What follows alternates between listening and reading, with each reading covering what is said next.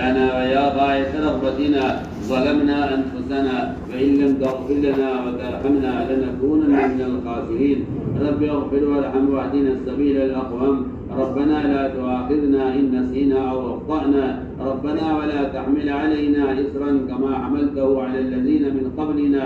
ربنا ولا تحملنا ما لا طاقة لنا به.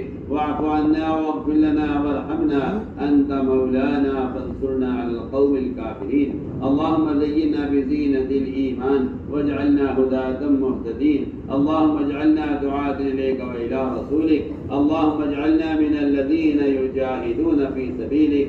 اللهم أيدنا بتأييدك. اللهم أغثنا ولا تجعلنا من القانطين. اللهم لا تردنا بذنوبنا خائبين.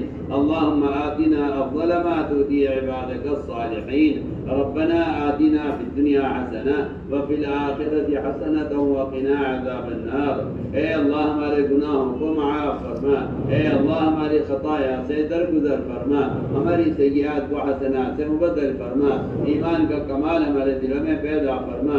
صفات ایمانی ہمارے اندر پیدا فرما. تقوی و طہارت، زہد و عبادت، صبر و قناعت ہم کو نصیب فرما. ہمیں اپنی ذات کے ساتھ ذاتی تعلق نصیب فرما. اے اللہ پہ رضا والے کاموں پر ہماری اعانت فرما. اپنے ذکر پر اور شکر پر، حسن تلاوت پر، حسن عبادت پر، اور اے اللہ قیام لیل پر ہماری مدد فرما. ہماری غفلتوں کو دور فرما. اے اللہ ہمیں دعوت کے ذریعے اپنا قرب نصیب فرما. اے اللہ پہ رضا والے کاموں پر ہمیں ثابت قدم فرما. یا اللہ مجھ کو اس دعوت کی محنت پر مجتمع فرما. ہر امتی کے دل میں دین کے مٹنے کا غم پیدا فرما. امت کی صلاحیتوں کو دین پر لگا دے. دنیا کی محبت دلوں سے نکال کر عادت کا استحصال امت کے دلوں میں پیدا فرما.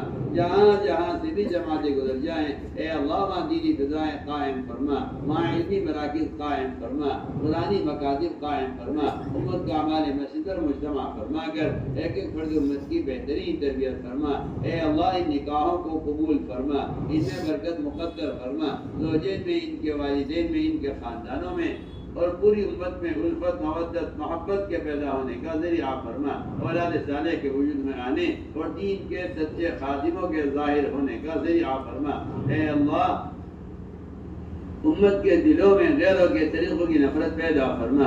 امت کی شکل سے، امت کے لباسوں سے، امت کی شادیوں سے غیروں کے طریقوں کو ختم فرما کر ہر امتی کو سنتوں سے مزین فرما. احیاء سنت کی ذمہ داری کا شعور ہر امتی کے دل میں پیدا فرما. ہمیں سنتوں سے مزین فرما. اے اللہ غیروں کے طریقوں کی نفرت ہر امتی کے دل میں پیدا فرما. اپنے غیر سے مستغنی فرما کر امت کی ضروریات کا تکفل فرما.